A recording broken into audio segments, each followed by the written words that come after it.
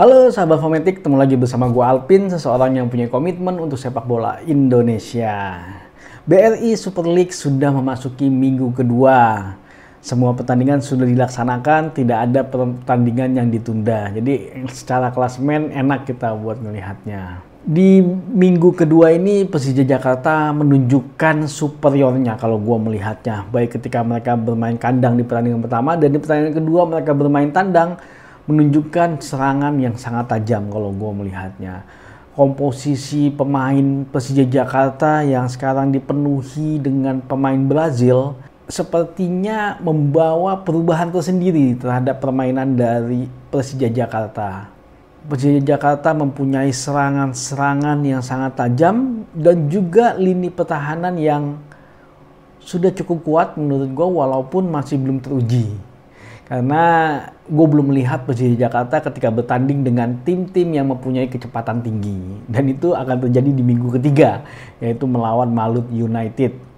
Apalagi juga Persija Jakarta kemarin kehilangan pemainnya, Alejandro, yang terkena kartu merah. Ini akan menjadi sebuah pertandingan yang menarik, yang akan gue tunggu di minggu ketiga. Karena gue pengen ngelihat bagaimana sebenarnya lini pertahanannya Persija ketika menghadapi serangan-serangan cepat yang dimiliki oleh Malut United, yang dimana ada Ciro Alves di sana, ada juga Yakob Sayuri, dan apa strategi yang akan mereka lakukan terhadap tim yang mempunyai serangan cepat. Karena dari dua pertandingan kemarin yang gue lihat lini pertahanan Persija agak kewalahan ketika mendapatkan serangan-serangan cepat. Dan di minggu kedua ini juga terjadi beberapa kejutan. Yang pertama adalah Dewa United. Dewa United sebagai tim yang mempunyai komposisi pemain yang penuh dengan bintang kalau menurut gua, secara materi luar biasa sekali. Mereka tidak berhasil meraih poin sama sekali. Mereka gagal menang maupun seri ketika bermain di kandang maupun bermain tandang. Saat ini mereka menduduki posisi ke-16. Ya walaupun memang masih dua pertandingan, masih akan banyak perubahan yang terjadi baik di papan atas maupun di papan bawah. Tapi ini merupakan sebuah sinyal penting buat Dewa United kalau menurut gua. Karena awal musim adalah penentu sebenarnya terkait dengan performa tim selanjutnya. Awal musim menjadi gambaran awal bagaimana tim mereka akan mengarungi BRI Super League sampai dengan akhir selesai. Ya, walaupun biasanya akan ada perubahan nanti di pertengahan musim dan pasti akan ada evaluasi yang pastinya dan bisa jadi itu semua akan berubah. Dan ada kejutan yang kedua. Tim promosi lagi-lagi membuat kejutan. Persijap Jepara berhasil mengalahkan Persib Bandung, tim juara musim lalu, dengan skor 2-1. Dan kalau gue ngelihatnya, Persijap Jepara ini permainannya sangat berbeda dengan tim-tim yang lain. Pressing yang sangat ketat yang mereka berikan membuat Persib Bandung cukup kewalahan kalau gue melihatnya.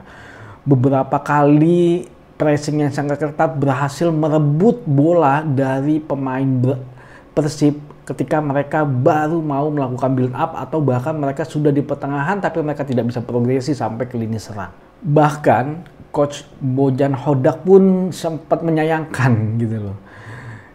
Gol keduanya Persijap itu dibilangnya sangat bodoh lah. Karena memang ada dua pemain dari Persijap yang tidak dijaga sama sekali.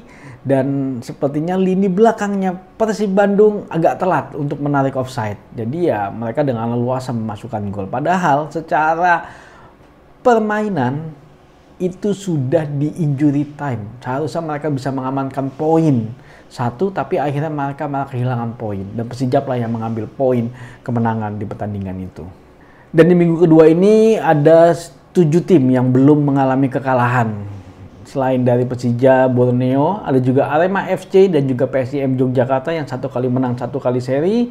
Maluku United juga sama 1 kali menang 1 kali seri. Persijap Jepara 1 kali menang juga 1 kali seri. Dan ada 3 tim yang mengalami kekalahan berturut-turut ya. Yang satu tadi adalah Dewa United, yang kedua adalah PSBS Biak dan Persita Tangerang mengalami 2 kali kekalahan berturut-turut. Ya PSBS Biak memang sepertinya ada isu lah, karena memang kemarin kita tahu bahwa investornya itu pindah ke Persipura Jayapura. Jadi mereka harus bisa melakukan perubahan sih sebenarnya kalau mereka ingin tetap survive berada di BRI Super League. Ada juga 3 tim yang di pertandingan pertama mereka kalah, tapi di pertandingan kedua ini mereka berhasil meraih kemenangan. Yang pertama adalah Persebaya Surabaya, yang kedua adalah Madura United, dan yang ketiga adalah Semen Padang. Menarik apa yang terjadi di BRI Super League di minggu kedua ini. Sepertinya memang kekuatan antar tim tidak terlalu berbeda jauh. Ya memang masing-masing pelatih pasti mempunyai strategi masing-masing ketika mereka menghadapi lawannya masing-masing dan juga ketika mereka bermain kandang ataupun mereka bermain tandang. Nah ini yang menjadi penting adalah konsistensi dari mereka ketika mereka menghadapi satu pertandingan penuh secara liga. Karena faktor pemain cedera, pemain kartu merah, pemain kartu kuning, itu akan menjadi sebuah batu sandungan tersendiri buat tim itu. Jadi kedalaman skuad memang sangat penting sekali. Antara pemain inti maupun juga pemain cadangan. Belum lagi ada klub-klub yang memang mengikuti kompetisi Asia. Jadi mereka memang harus merotasi. Dan ini adalah memang bagian dari yang namanya sebuah kompetisi jangka panjang. Dan memang nggak gampang untuk mengarungi itu semua. Dan pasti di pertengahan pun mungkin akan ada perubahan-perubahan. Kita lihat nanti seperti apa selanjutnya sampai minggu ketiga dan minggu seterusnya. Dan pastinya kita berharap semoga pertandingan BRI Super League semakin menarik untuk ditonton. Dan pastinya kita berharap bahwa produk akhir dari Liga adalah tim nasional. Maju sepak bola Indonesia.